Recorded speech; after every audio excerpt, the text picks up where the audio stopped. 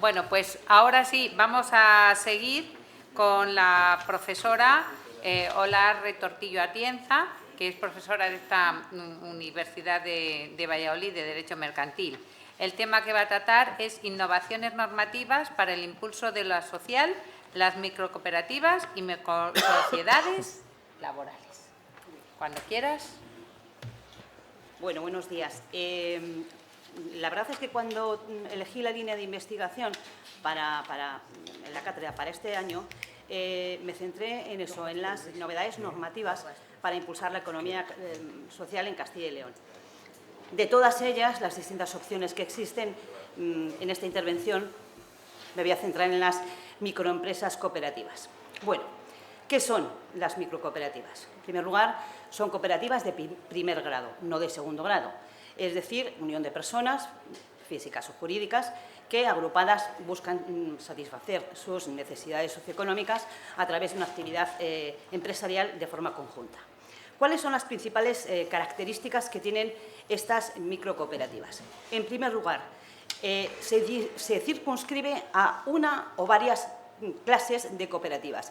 Es decir, tiene que estar prevista en una determinada clase de cooperativas la posibilidad de crear una microcooperativa. Sería un subtipo o una modalidad. Básicamente o principalmente se suele utilizar para las de cooperativas de trabajo asociado y explotación comunitaria de la tierra, pero no es lo único. Vamos a ver que a lo largo de las distintas normativas de las comunidades autónomas hay otras posibilidades. Además, en segundo lugar, el número de socios hay un mínimo y un máximo, entre 2 y 10 socios. También vamos a ver por qué. Otra de las principales características y que sirven para potenciar y estimular la creación de microcooperativas es que tienen un proceso de constitución simplificado, ¿de acuerdo?, a través de estatutos normalizados. Aunque también nos quedamos un poco flojos aquí, ya lo veremos también por qué. Pueden constituirse de forma originaria, es decir, vamos a constituir una cooperativa de carácter pequeño, una microcooperativa, pero también podemos optar por transformar otros tipos sociales o por modificar estatutos de otro tipo de cooperativa, otra clase de cooperativa que no sea simplificada. Por lo tanto, se puede acceder a la microcooperativa de distintas formas. Y otra de las principales características es su delimitación temporal, es decir, es circunstancial para la época de crecimiento o de estabilización y a partir de ahí va a tener un plazo para volver a la normativa de cooperativas que le corresponda según la comunidad autónoma. Por lo tanto, esta es la configuración general. ¿Por qué tiene interés el tema de las microcooperativas? Bueno, yo he estado utilizando las cifras del INE, que las últimas publicadas son de mayo del 2025, y ahí se ve que el tejido empresarial en España, en su 92,8% está formado por pymes que tienen menos de 10 trabajadores, lo que llamamos microempresas. Estas micropymes, microempresas, en un 38% está formada por empresas que tienen entre 1 y 10 trabajadores y el 54% de esta cifra no tienen trabajadores. Es decir, que estamos hablando de un tejido empresarial bastante importante a nivel nacional. Vale. ¿De qué parámetros arrancamos para que estos datos sean significativos? Bueno, tanto la Unión Europea como a nivel nacional básicamente se van a centrar en van a partir de una serie de presupuestos para el impulso de la creación y estabilización de la actividad empresarial. Este impulso va a centrarse en las pequeñas y medianas empresas y uno de los elementos o pilares críticos de los que se arranca y que se toman en consideración es que si hay una fase crítica a la hora de arrancar una actividad empresarial es el mismo momento de su nacimiento. Son situaciones críticas. ¿Por qué? Suponen una debilidad estructural debido tanto a los costes como a la complejidad a la hora de decidir qué tipo social voy a elegir para desarrollar una actividad empresarial. Entre otras muchas. Y lo que se propone es la simplificación en la creación de formas jurídicas para desarrollar la actividad empresarial, eliminando o reduciendo costes, eliminando o reduciendo la complejidad en su proceso de creación. Por lo tanto, todo esto pasa por una mejora normativa a la hora de regular las distintas formas jurídicas que pueden servirnos para desarrollar o iniciar una actividad empresarial. La Unión Europea tiene previsto publicar a lo largo de este 2025, pero ayer mismo no lo había hecho todavía, la estrategia para empresas emergentes y en expansión, que lo tiene que publicar la Comisión ya a lo largo de este año. Y en España vamos a utilizar dos normas de referencia que reflejan esto que yo ya he dicho. Simplemente por los planes de recuperación, transformación y resiliencia, y la Ley 18/22 de creación y crecimiento de empresas, que la vamos a utilizar también de forma comparativa para hablar de las microcooperativas. En definitiva, se trata de buscar las medidas de dinamización en la creación de pequeñas y medianas empresas, las pymes. Bueno, estas medidas de dinamización pasan, como he dicho, por la simplificación en la creación de las empresas, y para eso hay que tomar medidas de carácter legislativo, normativo. Esta ley, la 18/22, es muy significativa porque lo que hace es centrarse en la promoción, efectivamente, y simplificación, pero referido a las sociedades limitadas, es decir, sociedades capitalistas. ¿Qué introduce? Pues introduce una serie de mejoras y facilidades, pues la posibilidad de constituir una sociedad limitada con 1 euro y otras medidas, pero también introduce el sistema de constitución digital, que da eficacia, da rapidez, da muchísima simplificación en el proceso de constitución de una sociedad limitada, utilizando lo que se llama el DUE, el documento único electrónico. Bueno, en esta norma sí que está previsto que se utilice también para constituir de forma ágil otro tipo de sociedades. Y, en principio, tanto las cooperativas como las sociedades laborales, es decir, va a ser aplicable a las empresas de economía social, porque además así lo dice la disposición adicional 9ª de esta ley, deberían poder incluirse dentro de este sistema, que implica una agilidad tremenda. Ahora lo vamos a ver cómo funciona o cómo se va supliendo por distintas comunidades autónomas, pero a día de hoy todavía no es operativo para las empresas de economía social. Vale. ¿Qué es lo que sucede? Que, por lo tanto, las empresas de economía social tácitamente se ven relegadas. ¿Por qué? Porque la modificación normativa afecta a sociedades de capital, concretamente a las sociedades limitadas, pero no al resto. Sin embargo, de facto, la economía social pues,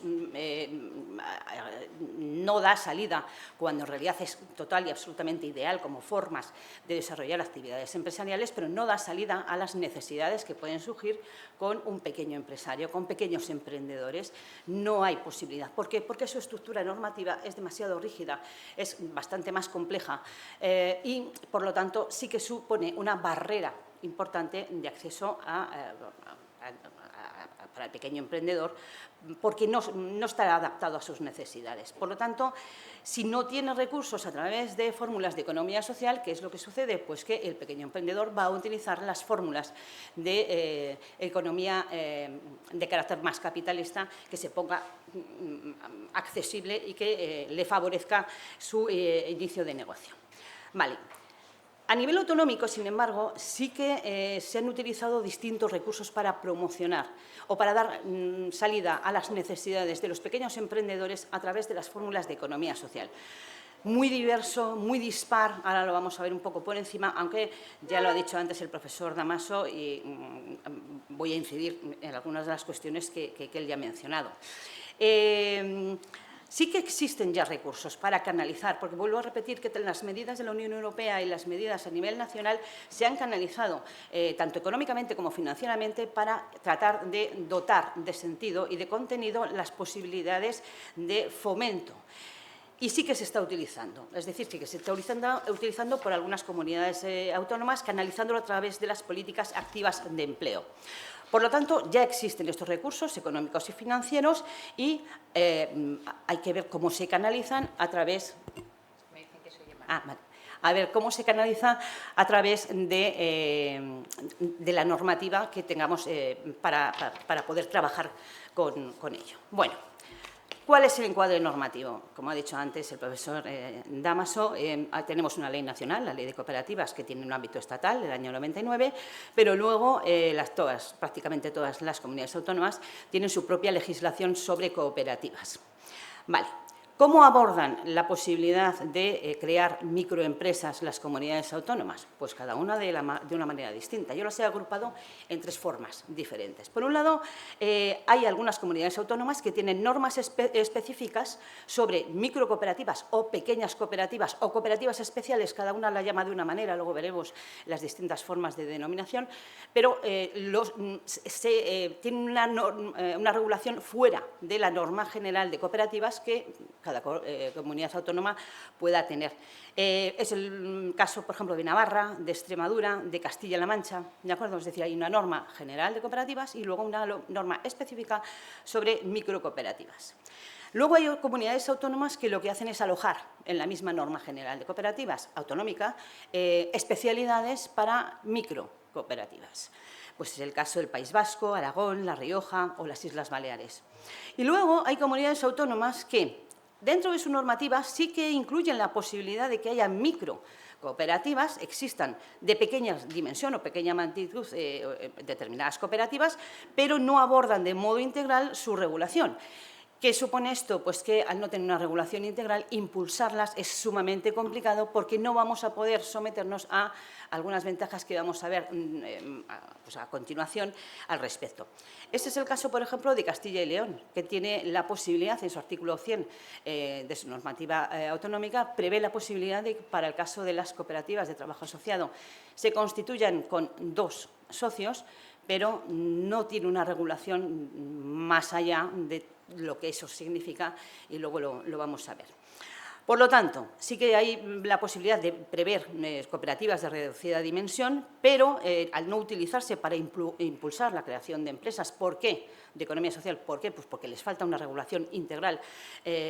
Tampoco sirven, por ese mismo motivo, para canalizar determinadas ayudas y fondos económicos que ya están previstos y que otras comunidades autónomas sí que tienen acceso a ellas, que es una de las cosas que comentaba también el profesor Damaso. Por lo tanto, son oportunidades desaprovechadas y puede implicar efectivamente un agravio comparativo con cooperativas de otras comunidades autónomas. De ahí la necesidad o lo importante que sería para dinamizar la creación de empleo y de actividad empresarial en la comunidad autónoma que se produjera una regulación, bien dentro de la misma legislación de cooperativas o bien de forma independiente. Bueno, vamos a ver exactamente, y yo me voy a centrar también por ser ligera y porque la cantidad de datos que se han manejado, porque voy a hacer una comparativa de las distintas comunidades autónomas, es muy densa. Entonces, voy a tratar de concretarlo en 6 puntos o 6 aspectos. En primer lugar, las principales características para una regulación integral de las microcooperativas y que puedan resultar operativas, lo primero es tener claro que se trata de un subtipo dentro de una clase de cooperativas. ¿De acuerdo?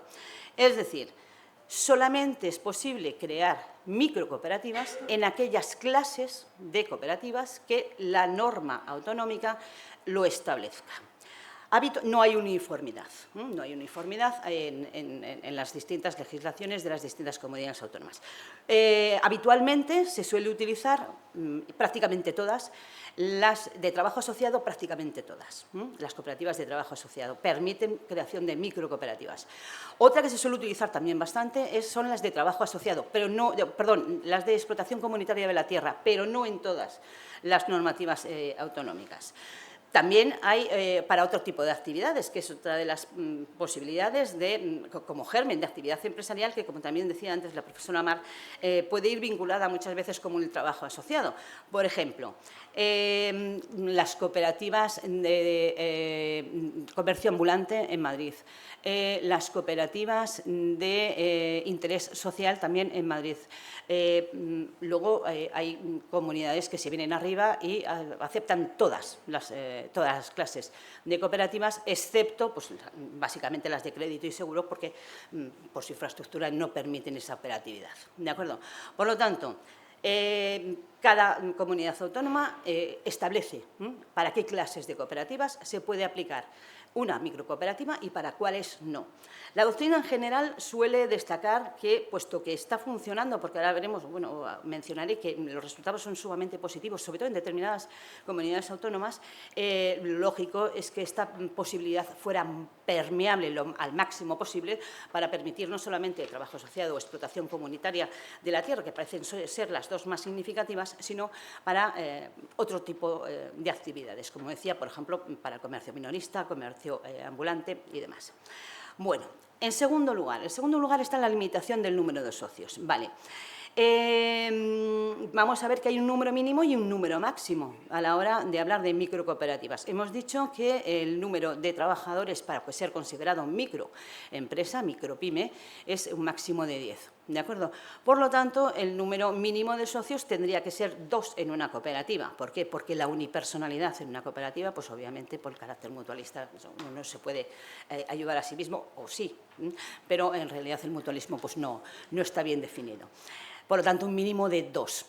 Bueno, el tema del número de socios se ha ido reduciendo a lo largo del último siglo pues de unas formas, además, prácticamente dramáticas. Pues 20, 10, 7, 5, ahora 2. ¿De acuerdo? La norma general nos dice que es 3. Pero vamos a ir viendo cómo podemos ir reduciéndolo y ajustándolo de una determinada manera. ¿Por qué clásicamente había tal volumen de número de socios mínimo, de carácter mínimo, y luego se ha ido reduciendo? Pues básicamente porque, sobre todo en épocas de crisis, cuando tú bajas por debajo del número de socios del mínimo legal, bueno, te queda más remedio que transformarte o disolverte.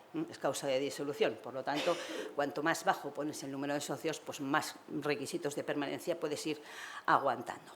Por lo tanto, se ha ido reduciendo, pero en términos generales el número mínimo, en casi todas, hay algunos matices, pero estamos hablando de un número mínimo de 3 socios, que también es el número mínimo que establece la Ley General.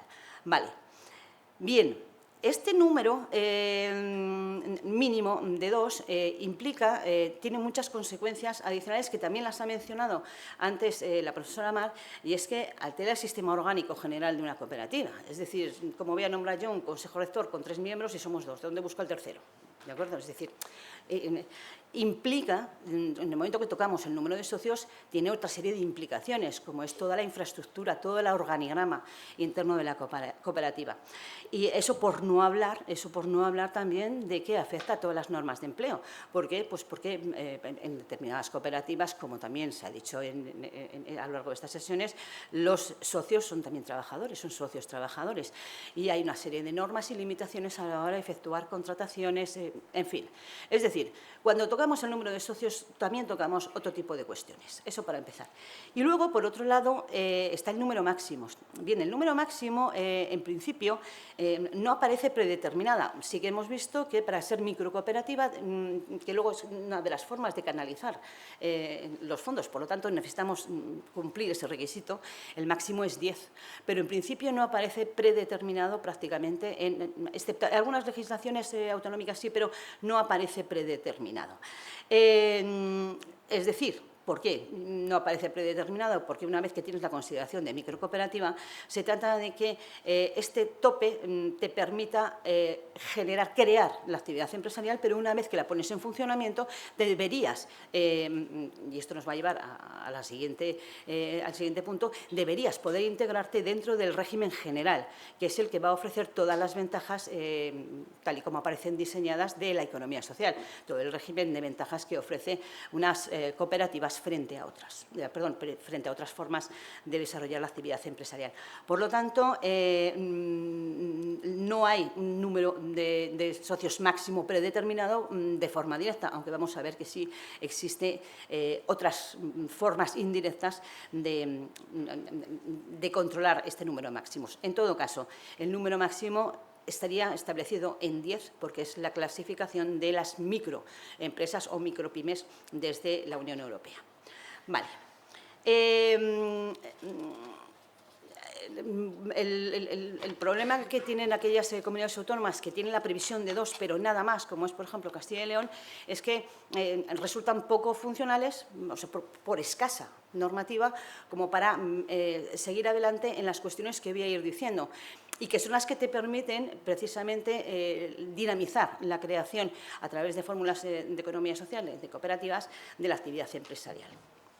El tercer requisito es el de, o característica, es el de la delimitación temporal. Es decir, es circunstancial. Es decir, ha de tener una duración determinada. Una vez que pase el tiempo, este primer gran problema que implica tomar la decisión, con todos los inconvenientes que existen, así, es precisamente la necesidad de incorporarse rápidamente al régimen general. ¿Qué es lo que pasa? Bueno, pues que entonces es simplemente temporal. Hay veces que se establecen plazos máximos de duración de microcooperativas y para que rápidamente te incorpores al régimen general.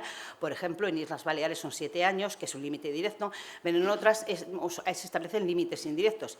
¿Por qué? Pues si al cabo de 5 años no contratas un tercer o no se incorpora un tercer socio, es causa de disolución, o en el plazo de 5 años pues, tienes que incorporar un tercer socio, porque si no incorporas un tercer socio tendrás que dotar una reserva del 2 por 1000 del volumen de facturación como reserva legal. En fin, hay una serie de condicionantes que te llevan a esa situación de temporalidad.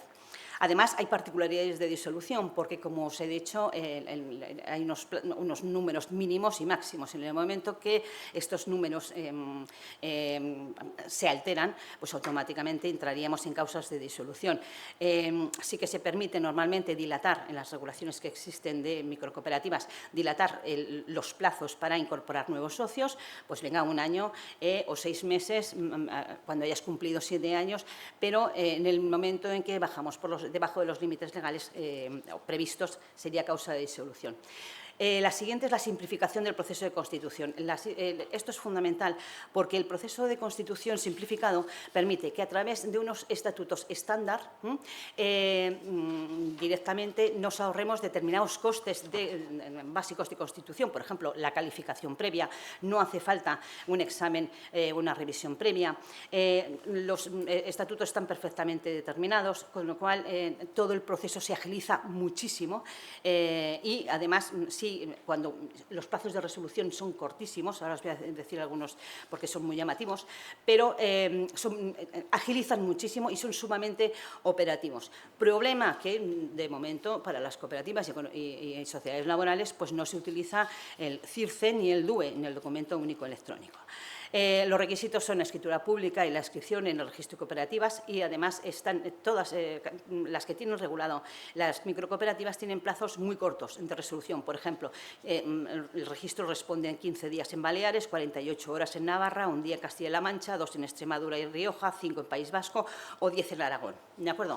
Por lo tanto, agilidad, simplificación, rapidez. Y luego, el último que quiero tocar, y lo voy a tocar, por supuesto, muy por encima, es la estructura orgánica. Ya hemos visto que es en el momento que tengo 2 socios, pues en la estructura orgánica hay que adaptarla a esa circunstancia. No tengo un tercero, por lo tanto, pues un consejo rector de 3 no me sirve. Normas específicas. Bueno, pues se diferencia básicamente entre los órganos necesarios, la asamblea y el órgano de administración, que, como ha dicho antes Mar, pues permite el órgano de administración hoy en día no solamente hablar de un consejo rector, sino un consejo rector simplificado con solamente 2 miembros o un administrador único o administradores solidarios o administradores mancomunados. Se trata de dotar de eficiencia, de rapidez y de eficacia a este tipo de entidades. Y en cuanto a las asambleas, pues también cabe la posibilidad de que se bloqueen, la verdad, los órganos en el momento que hay 2, pero también hay normas que permiten adaptarlo. Y en cuanto a los órganos que son potestativos, pues como pueden resultar inoperantes en las microcooperativas, o sea, no es que sean inútiles, pero pueden resultar inoperantes, pues un comité de recursos, comité de vigilancia, letrado asesor, comité de igualdad. Bueno, pues son comités y órganos que podrían, por inoperantes, no tomarse en consideración para las microcooperativas, pero sí en el momento que no quede más remedio que proceder a la adaptación al régimen general. He ido deprisa, muy deprisa. Muy bien, muchas gracias, porque vamos un poco justitos.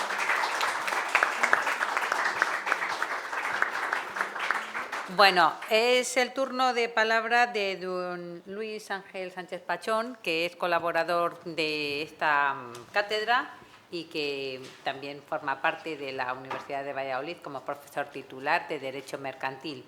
El título va a ser sobre la configuración de la empresa social en la reforma de la Ley 5/2011 de Economía Social. Muchas gracias, María Eugenia. Bueno, en primer lugar, manifestar mi satisfacción por estar aquí esta mañana compartiendo con compañeros altamente cualificados en la materia y que nos permiten seguir aprendiendo sobre todas estas cuestiones relacionadas con la economía social, ¿no? Y agradecer también a la directora de la cátedra la posibilidad que me ofrece aquí de hablaros sobre un tema que son las entidades de economía, las empresas de economía social y su implicación o su configuración como entidades de economía social, ¿no? El guión o el sumario de la exposición que pretendía esta mañana, haré unos planteamientos y objetivos, o describiré los planteamientos y objetivos que planteo con este trabajo. El papel de la empresa social como entidad de economía social en el ámbito europeo y la situación que presentan las empresas sociales en España, ¿no?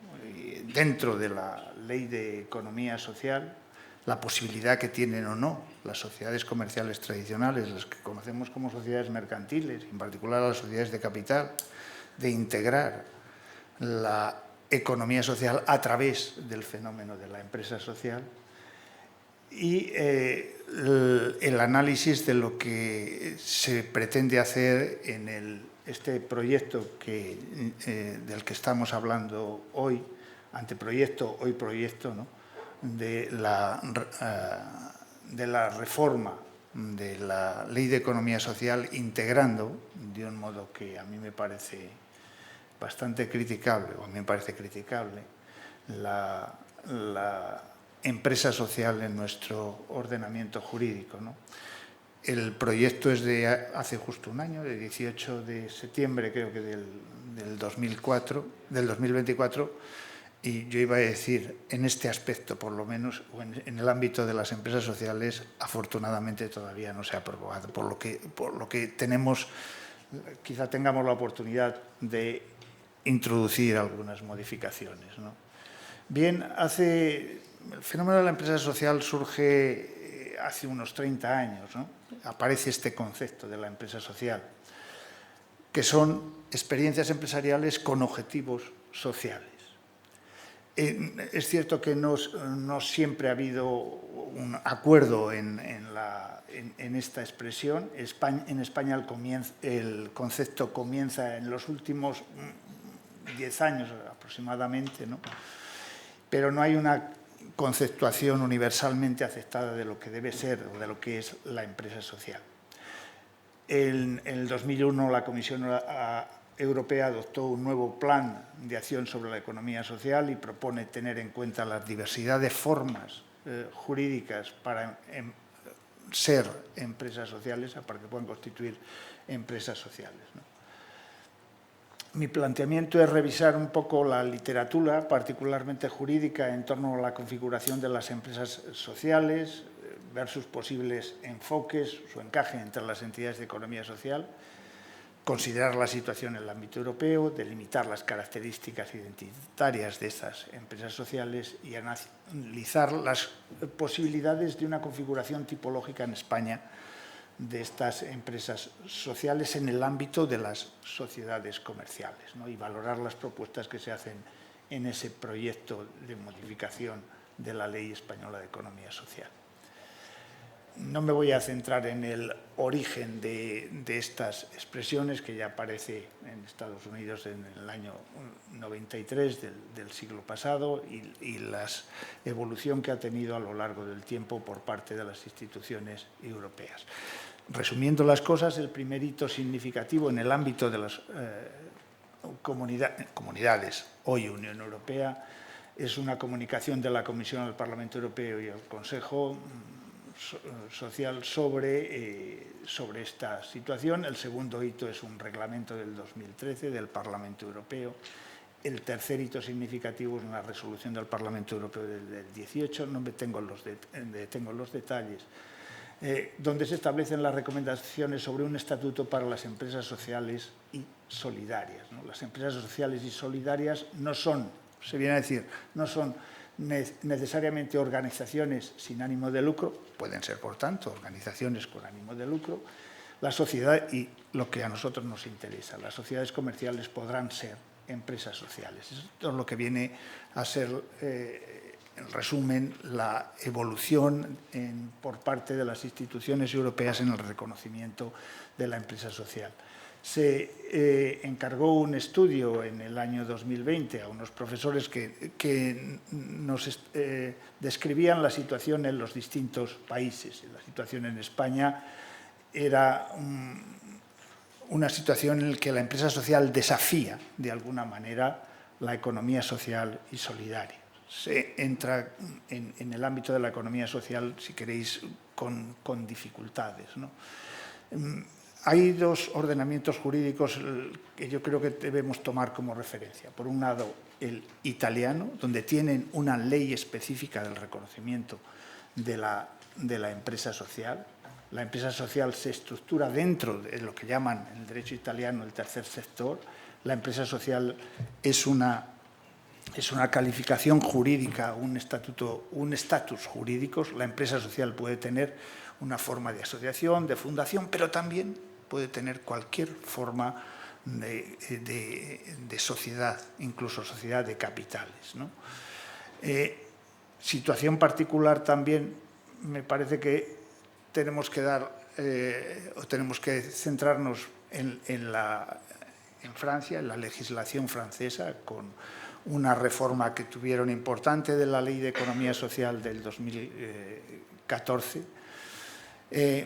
Se recoge la definición legal de lo que puede ser la economía social y especifica las entidades que lo pueden ser. Se dispone también que las mismas han de contar con una previsión estatutaria de un sistema de gobernanza democrático y se especifica que las empresas sociales abarcan las actividades de producción, transformación, etcétera, y que pueden ser desempeñada esta labor a través también de sociedades comerciales, de nuestras sociedades mercantiles tradicionales, ¿no?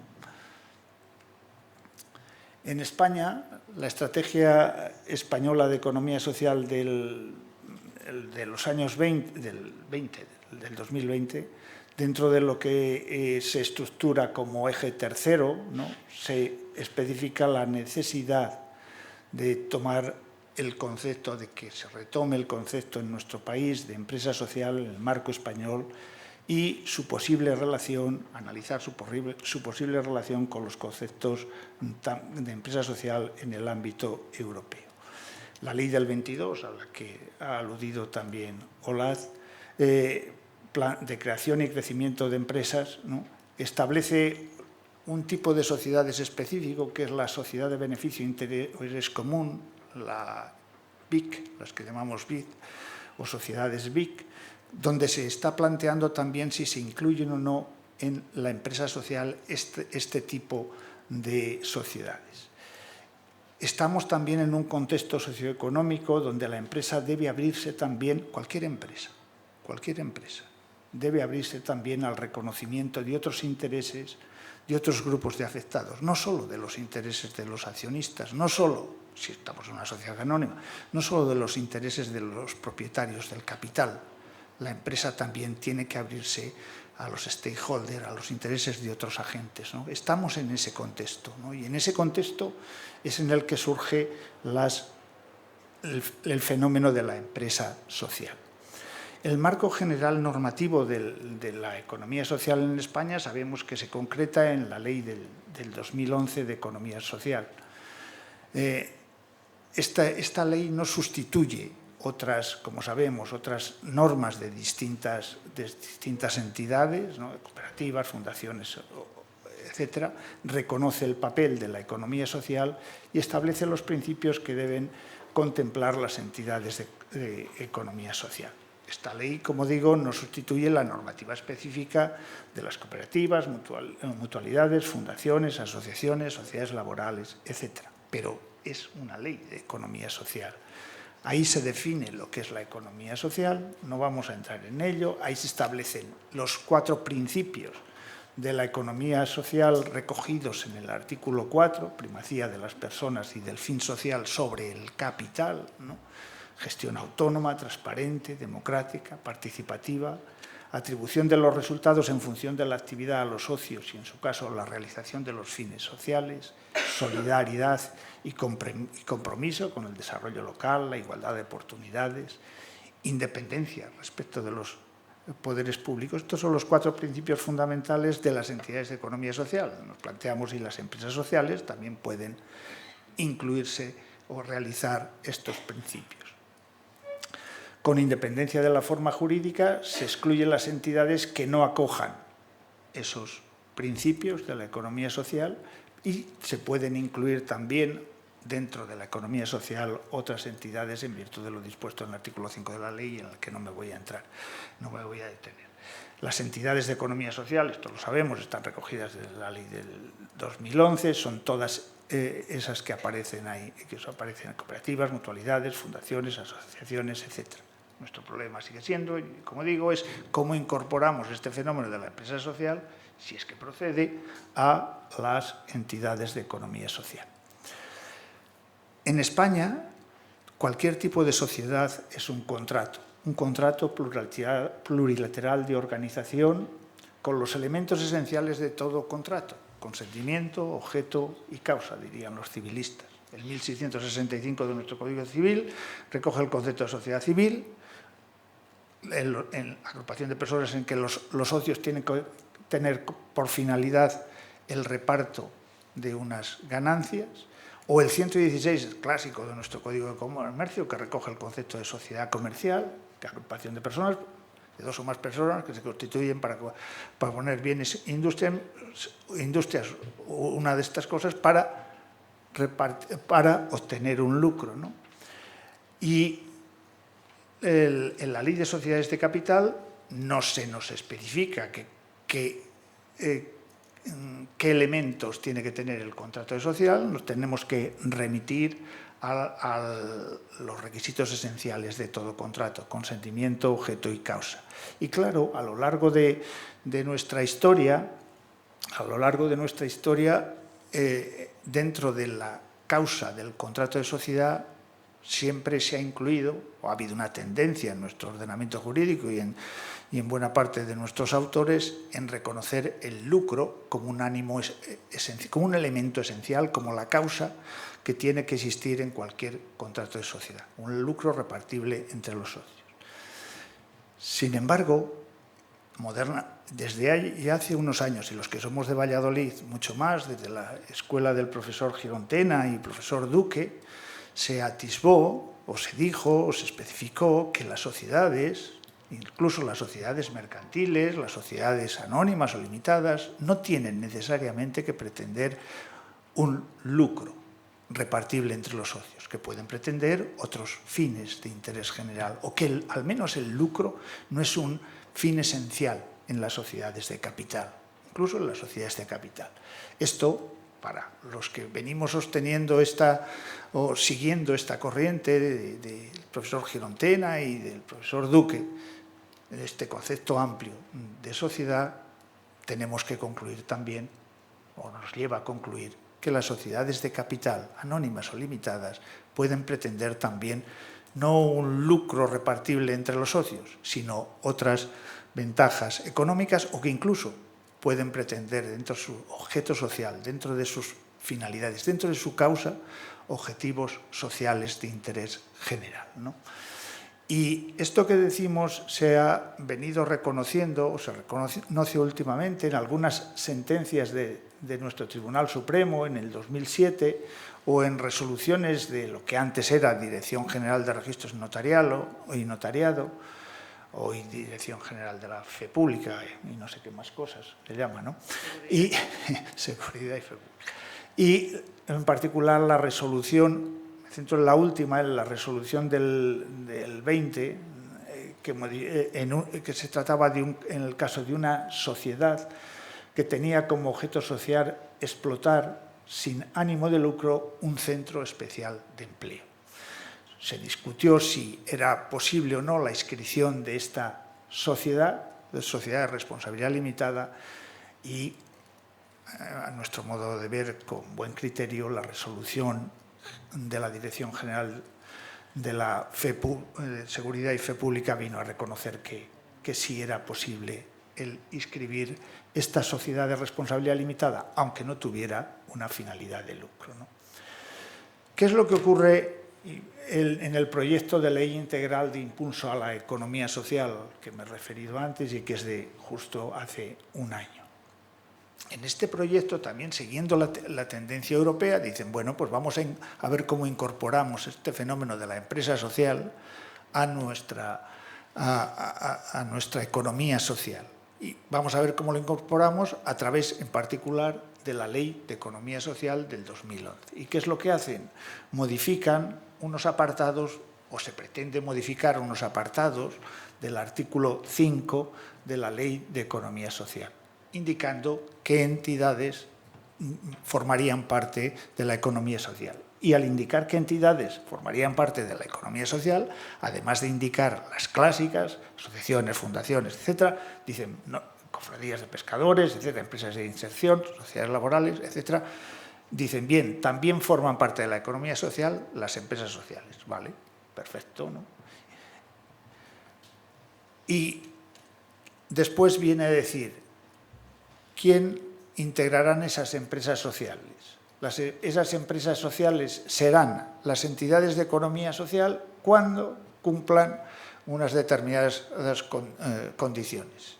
Las empresas sociales son, por tanto, las entidades de economía social que previamente he enumerado. Si cumplen dos requisitos, que tengan en sus estatutos fines sociales y medioambientales, y segundo, que dediquen al menos el 95% de sus recursos a estos fines, ¿no? Asimismo, viene a decir, asimismo pueden formar parte de la economía social, no sé cómo iba para atrás. Asimismo, dicen que podrán formar parte de las empresas sociales, serán empresas sociales, las entidades de cualquier tipo, pero que siempre que estén promovidas o constituidas por entidades de economía social, ¿no? Es decir, tenemos que crear una asociación, una fundación que promueva una sociedad anónima, sociedad de responsabilidad limitada, que podrá tener la condición de empresa social, ¿no?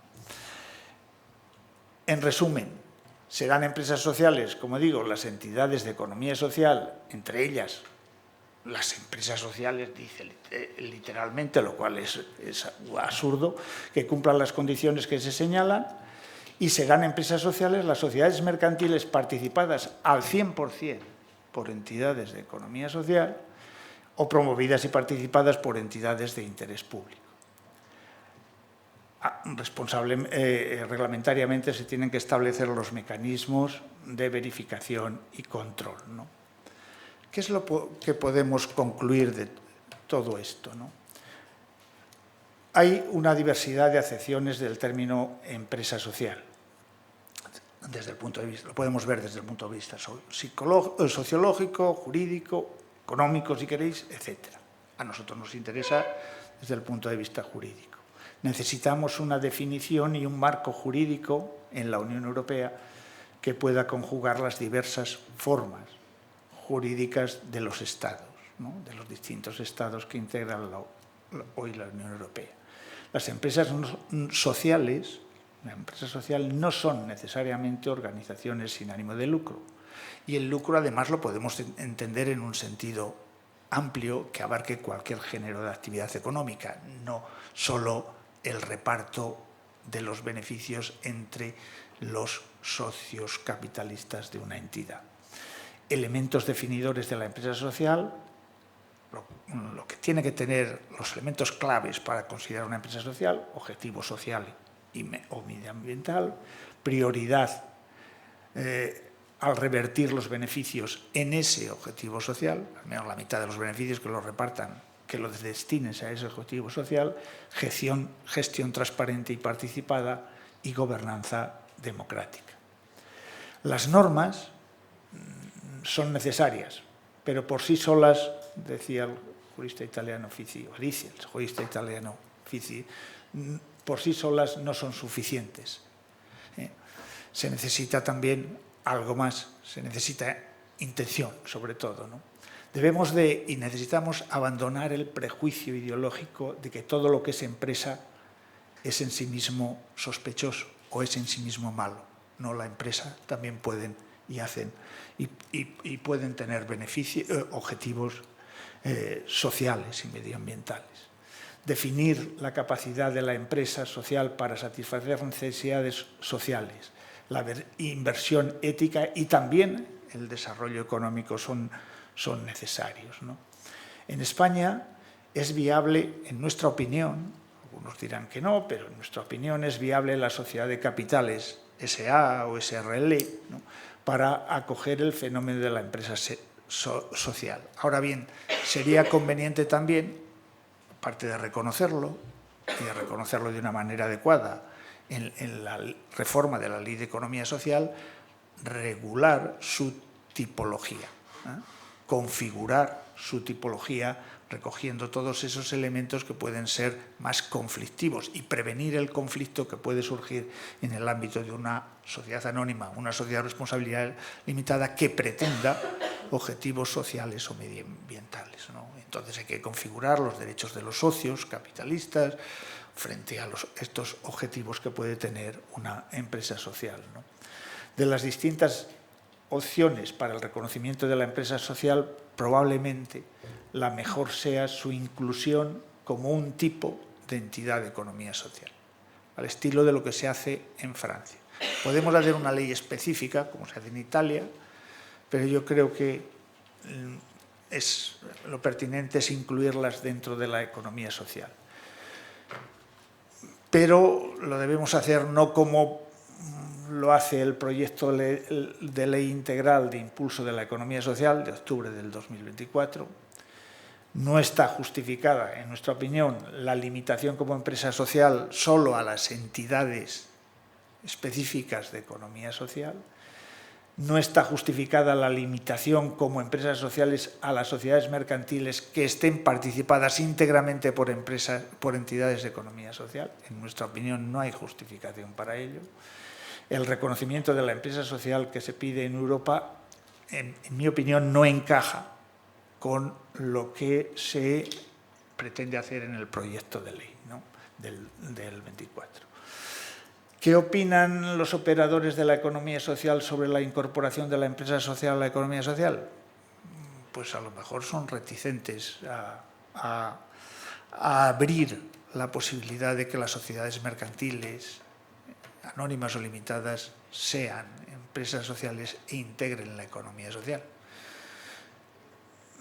Por eso yo creo que quizá en ellos hay una predisposición negativa y que se reproduce aquí la misma polémica que ha existido en torno a los centros especiales de empleo de iniciativa social, ¿no? Aquí hay personas responsables de estos centros especiales de empleo y creo que atisbo su opinión al respecto, pero la mía, la de jurista, de lo académico, es otra, ¿no?, como os he dicho.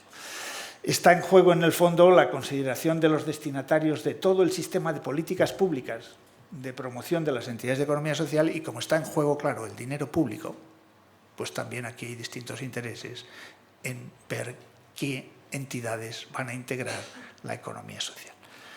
Nada más. Muchas gracias.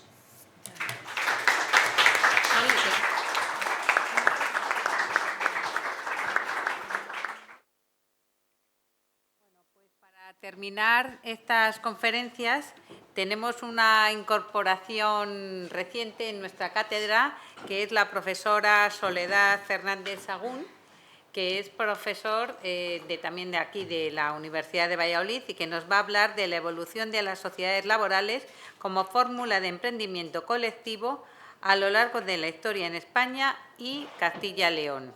Nos va a realizar la exposición a través de un PowerPoint, por lo tanto, pues ya... Bueno, antes de comenzar mi intervención, me gustaría agradecer a la Cátedra de Cooperativismo y Economía Social, en especial a su directora, doña María Eugenia Serrano Chamorro, por la organización de este Congreso Académico de Investigación sobre Economía Social en la Universidad de Valladolid. Me gustaría también saludar y agradecer, como no puede ser de otra forma, la asistencia y apoyo de doña Emma Fernández Rodríguez, directora general de Economía Social y Autónomos de la Junta de Castilla y León, y también, como no, a las distintas entidades representativas del sector, muchas de ellas presentes hoy aquí.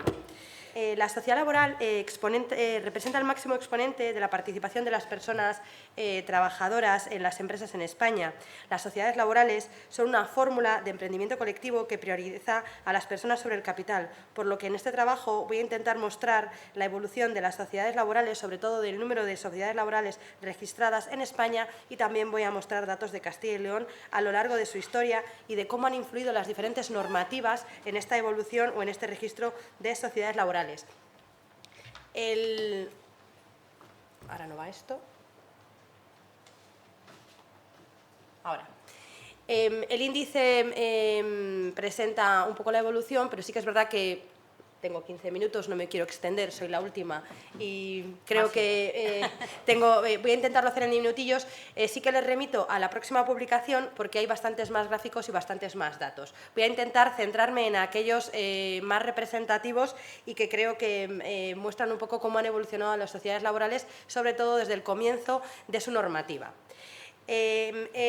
Para empezarlo, voy a empezar un poquito con las normas de sociedades laborales de forma muy breve. De forma muy breve, el origen histórico de las sociedades laborales se encuentra en los años 70, con la constitución de la Sociedad Anónima Laboral de Transportes Urbanos de Valencia, que se encargaba de los transportes urbanos en esa ciudad. Esta ciudad nace del interés porque las personas socias, las personas trabajadoras querían conservar sus puestos de trabajo, puesto que peligraban debido a una gran crisis que existía en el servicio público de transportes. Hasta ese momento no existía una norma que regulaba las sociedades laborales y será en el año 1986, con la Ley de Sociedades Anónimas Laborales, la cual tenía como objetivo recoger en un único texto legal y racionalizar las distintas disposiciones y normativas aplicables a esta forma social de acuerdo con el mandato constitucional del artículo 129.2. Esta normativa del 86 empleó la forma de sociedad anónima como esquema de sociedades laborales por ser la solución que predominaba en aquel momento. Es importante tener en cuenta esto porque será la ley de 1997 la que actualiza el régimen jurídico de estas sociedades laborales y ya introduce la posibilidad de que las sociedades laborales sean anónimas o limitadas. En la actualidad es la Ley 44/2015 de 14 de octubre de sociedades laborales y participadas, que han comentado algunos de mis compañeros anteriormente, cumplía con lo dispuesto en la Ley 5/2011 de Economía Social, que tenía que actualizar y revisar la legislación de las sociedades laborales y las tenía que adecuar al nuevo marco normativo que había establecido también la Ley de Sociedades de Capital del 2010. La finalidad de esta norma era, entre otros, la de aumentar la utilidad y la preferencia por parte de los emprendedores de esta forma jurídica. De forma muy breve, las sociedades laborales son sociedades de capital, por su forma de sociedad anónima o de responsabilidad limitada, que presentan como rasgo fundamental la promoción de las personas trabajadoras con una relación de carácter indefinida a la condición de persona socia y que ejerzan el control de la sociedad. Aquí hago este inciso porque antes he hablado de que los socios en las sociedades cooperativas, en las de trabajo asociado, tienen un vínculo societario. En el caso de las sociedades laborales, esas personas que son socias y a la vez son trabajadoras, esas personas tienen un doble vínculo, tienen un vínculo societario y un vínculo laboral, porque tienen un contrato de trabajo. Para ser calificadas como sociedades laborales, para ser calificadas como laborales, las sociedades limitadas o anónimas tienen que cumplir una serie de requisitos, sobre todo van en función del límite al porcentaje de capital aportado, de manera que más de la mitad del capital social tiene que pertenecer a esas personas socias que son también trabajadoras.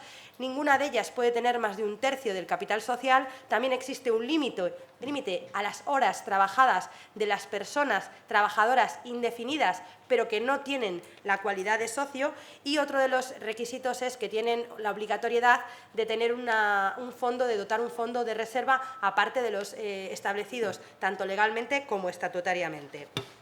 Una vez visto de forma muy breve, paso al estudio cuantitativo, que es un estudio cuantitativo descriptivo, en el cual se muestra la evolución de las sociedades laborales registradas en España. La finalidad no es más que mostrar el grado de empleo de esta forma o de esta fórmula jurídica de la economía social como una fórmula válida de emprendimiento colectivo.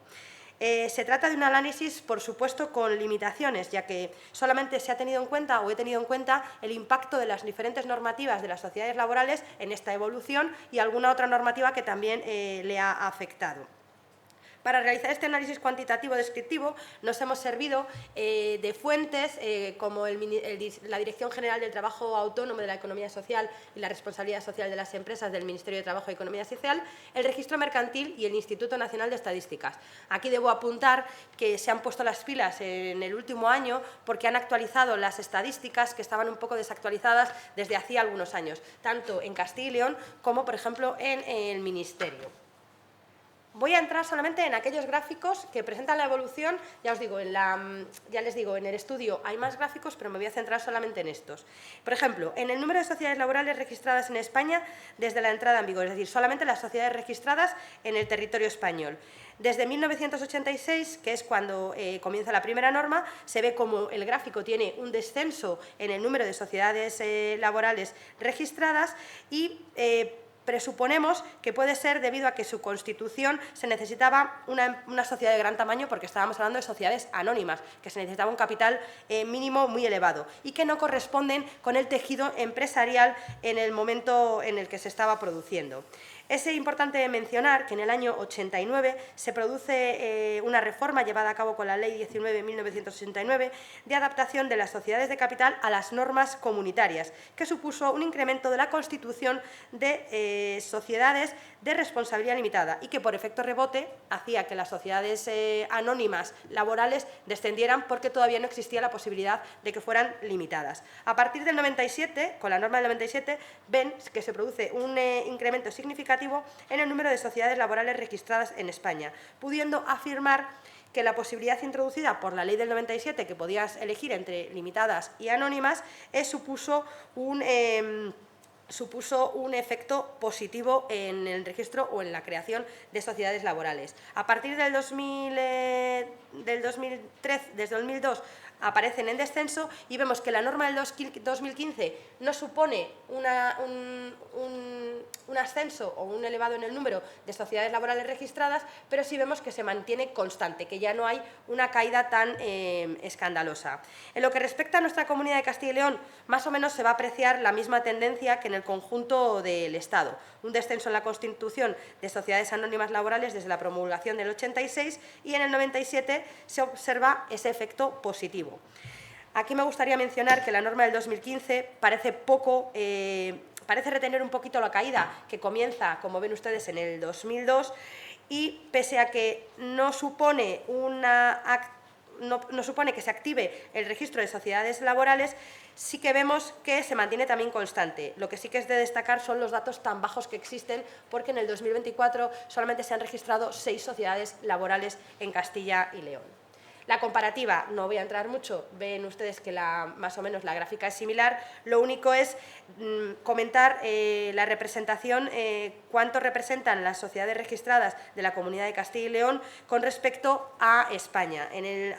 Por ejemplo, normalmente están hablando, son entre un 6% de las registradas del panorama nacional, las que existen en Castilla y León, pero debemos mencionar que en el año 22 y 24 no llegan casi al 2% de las sociedades laborales registradas en toda España.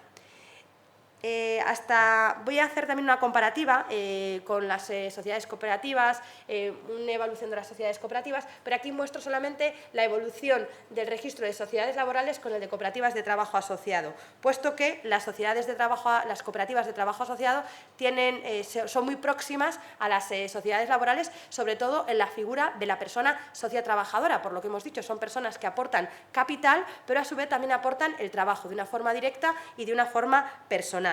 Vemos que hasta el año 97 en España existían más cooperativas de trabajo asociado que sociedades laborales, algo que se revierte a partir del 98, que puede ser debido a la entrada de la normativa del 97. A partir de ese momento, la creación de sociedades laborales supera a las cooperativas de trabajo asociado, llegando en algunos momentos, como en el año 2002, a que el número de sociedades laborales registradas supone 4 veces más que el de las sociedades cooperativas de trabajo asociado. Esta situación se mantiene hasta el 2013, a partir del momento en el que la constitución de cooperativas de trabajo asociado supera a la de sociedades laborales registradas, llegando en el 2023 a que haya más de 5 sociedades cooperativas registradas de cooperativas de trabajo asociado por cada sociedad laboral. Otro de los datos en los que me he fijado es en la persona socia trabajadora o en la persona socia, sobre todo en los socios iniciales, tanto en las cooperativas de trabajo asociado como en las sociedades laborales, por esa figura que en mi caso tanto me llama la atención. Esta tabla, que es de elaboración propia de todos los datos que he ido recabando, muestra el número de socios iniciales y especialmente el de los socios trabajadores en la sociedad laboral, es decir, aquellas personas que, como he comentado anteriormente, tienen esa peculiaridad, que tienen ese doble vínculo. Tienen, por un lado, firman un contrato social con la sociedad porque tienen un vínculo societario y también tienen un vínculo laboral porque firman un contrato de trabajo.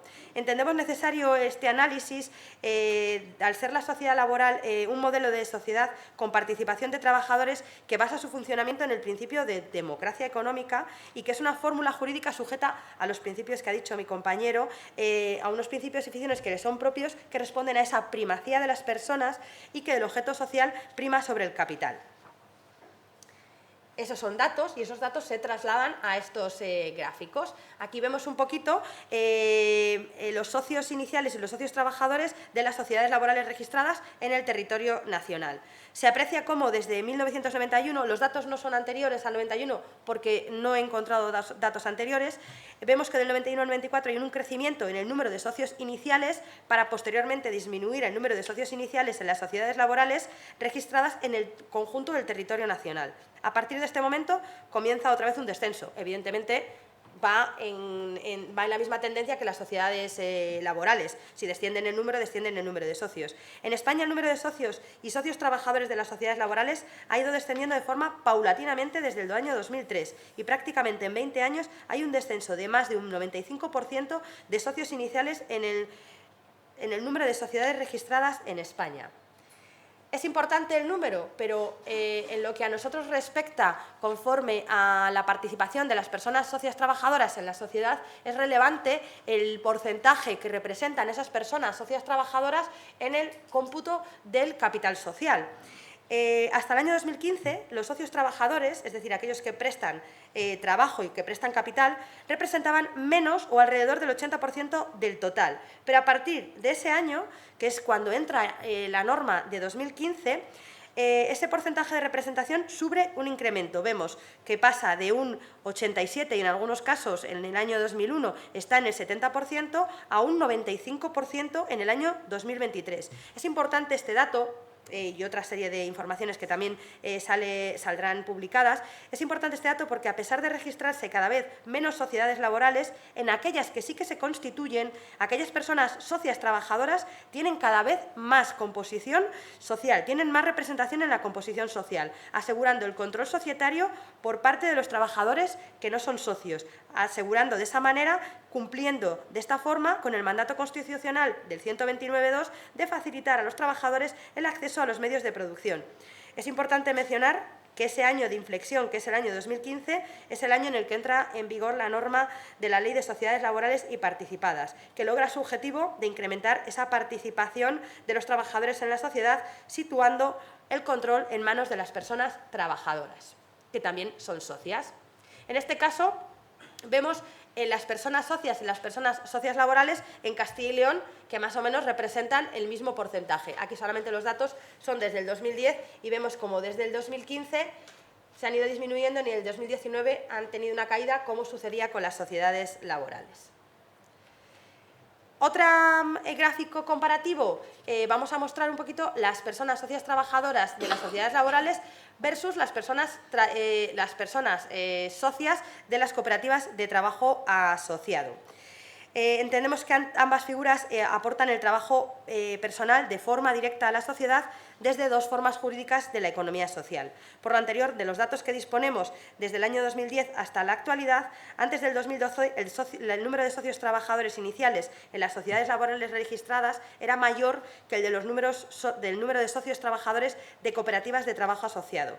A partir del 2013 se invierten los datos, siendo el número de socios trabajadores cada vez más elevado que el de los socios trabajadores de las sociedades laborales. De hecho, podemos observar como en algunos años los socios trabajadores de las cooperativas registradas quintuplica al de las sociedades laborales. De forma muy breve, y he cogido solamente 5 conclusiones, me gustaría comentar que la entrada en vigor de la Ley de Sociedades Laborales de 1997 supuso un aumento significativo en el número de sociedades laborales registradas, que se tradujo en un incremento de más del 300% en el conjunto del territorio nacional y en Castilla y León, de 1997 a 1998, lo que nos permite afirmar que la posibilidad de optar entre el tipo limitada y el tipo anónima para la constitución de una sociedad laboral que se establecía en la Ley 97 sí que tuvo un efecto positivo e incentivó la creación de sociedades laborales.